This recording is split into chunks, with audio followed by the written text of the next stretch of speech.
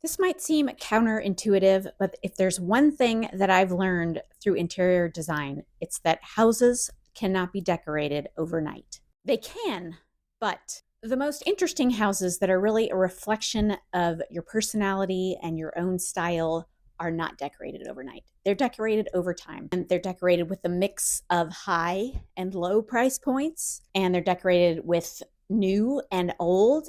They're decorated with an array of styles. It's not everything mid-century most of the time. It's a mix of things that make the style unique to you. So today I'm going to do something a little bit different. I'm outside of my normal office setting, and I'm at my home to share my 10 favorite thrifted pieces. And by that, I mean not new. They were either hand-me-downs or I bought them secondhand, and in hopes that it will help you to see how you can collect these things without spending a ton of money. So let's go. I'll start with my first and maybe my most favorite is this piece of furniture. I obsessively shop for this piece of furniture on Etsy, but this one had all of the things that I wanted. It had a warm wood top. It had a painted front. It had lots of storage because my house is old and does not have a lot of storage. And my one test that I apply to everything I buy is it can go in multiple pieces. This could go in my dining room. It's right now in my entry. If you want to call this an entry, it's the room you walk into, but it's also my living room. I've had it in multiple different places. I've had it with the TV on top. So it is very versatile for me. It was not expensive on Etsy. However, I did have to pay for shipping, which was around $300, but the piece still was inexpensive compared to newer things that I was looking for to fit the same use. So if you haven't thought of Etsy for furniture, you really should give it a look. There's everything on there, and some of it is not old, some of it is made to order, but this particular piece was not new. So my second favorite thing is this rug that you're going to see. And I've talked a lot about rugs. My rugs are some of my most favorite things in my home. And this one was actually in my parents' home. And my mom decided one day, I don't have a place for it. And I said, I'll take that. And the problem with getting sometimes hand knotted rugs that are old is that they tend to be smaller. The homes were smaller. And so this rug is too small for the space that I have it in. But what I've done is layered it over a larger rug. And I want to show you some of the characteristics that you might look for if you're looking for an old vintage rug. It's layered over this less expensive rug, which really fits the space. You can see it's not big enough for these two chairs to fit with their front legs on it, which would be ideal. One of the reasons you know that it's hand knotted, which is a more expensive kind of rug, is that the front of the rug and the back of the rug look very similar. And in addition to that, a lot of not hand knotted wool rugs, they don't really have fringe that's real. The fringe is just sewn on. But this fringe is actually, you can see, it's an extension of the knotted pieces of thread. Another thing that I really love to thrift is things like this box. I don't know what this box was, but in it, I keep all of my dog treats. And I like to thrift boxes, wood boxes. This one is metal, just because it's a good way for me to tuck things away because my house has a lot of clutter in it. And this is just one of the ways that I try to reduce that, is put the clutter inside something that looks pretty. So I love to thrift all types of boxes. And my other favorite thing to thrift is tools. And this is an old wooden level.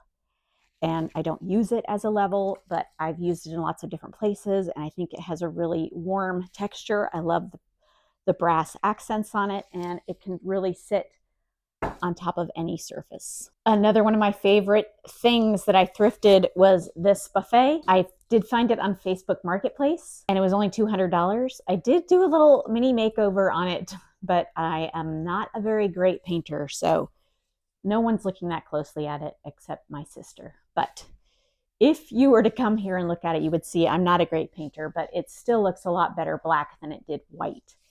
And I also have changed the paper in the back of it a couple of times. And in fact, one time I covered it with a black watch plaid peel and stick wallpaper. But this is actually just wrapping paper that I've cut to fit in, and I just really think it looks like wallpaper, and I love this paper. So, but this is another example where I changed the knobs, I changed the paint, I rented a truck to drive it home, and it was a great bargain. And I don't think there's anything else out there like it. I like the height of it because it really, my room needed some height on this side to sort of balance everything out, and it wasn't expensive. Another one of my favorite thrifted items is my dining room chairs, and I've had these for at least 12 years. I found them at a fair. I really just thought they were beautiful and really cheap. I did have to recover them, and I've recovered them several times. Once I covered them in a toile, which was sort of more consistent with the style of the chair, but when I moved into this house, I decided I wanted something really modern to contrast how traditional the chairs are. So, you know, mixing styles and fabrics. These do not match my table. The table was new. This is my first time in this house having a dining room, and I wanted a big table. And the table is black, the chairs are brown, but I think they look great together. These are the end chairs. And the reason I can't recover these myself is the end chairs are too, they have a lot of more complicated upholstery that is beyond my skill level. But also the backs are upholstered, and I just love them. And they're also very comfortable. So this table is another one of my favorite secondhand items. It is a marble tulip table.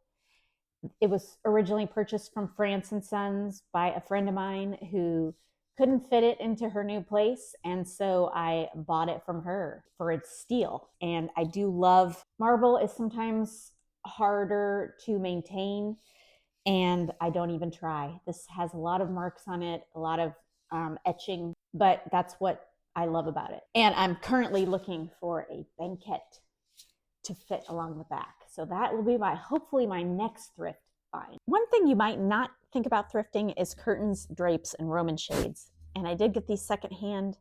They were really dirty, but I could tell they were 100% linen, and they were really full. And if you've seen my videos about how to get full drape, I'll link that here. But I did wash them in a sink with cold water, but they still shrunk, even though I did not dry them. So be aware of that if you're buying curtains and drapes secondhand.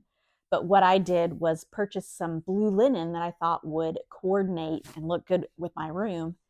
And I had my sister sew in a strip of blue into the drapes. And it was still a great way to get a really nice pair of drapes without what I would have had to pay for them retail. This armoire is my oldest piece of furniture. I've had it since I was in my early 20s. I bought it at an auction. And I don't hear that many people talking about auctions. Depending on where you live, you can have live auctions. There's also online auctions that you can participate in. And this one, while it's a very big piece of furniture, it breaks down into about 5 different pieces. And so it does make it easy to move, although some of the little intricate moldings have broken off over the years. But it does have mirrored doors, so I have adapted that because I don't really want a mirrored door opposite my bed.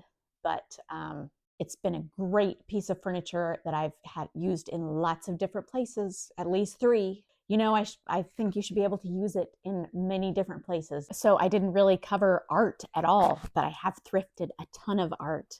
And I'll just give this example. It's a set of really tiny drawings. I did have them reframed, and I've hung them in all kinds of different places, but artwork is a great thing to thrift. And even if it's a small size, it can be a sizable piece if you have it reframed or if you reframe it yourself. So be on the lookout for artwork and frames. That's a great thing to thrift. What I hope you take away from this video is that collecting unique pieces is something that you do over time. It doesn't happen all at once. You collect things, and things that you love, you end up moving with you from place to place. And it's a great way to really make your space unique. I encourage you to be on the lookout for things that you love at an affordable price. A few great places that I like to do that are at live auctions, at flea markets, on Facebook Marketplace, and on Etsy. So happy thrifting.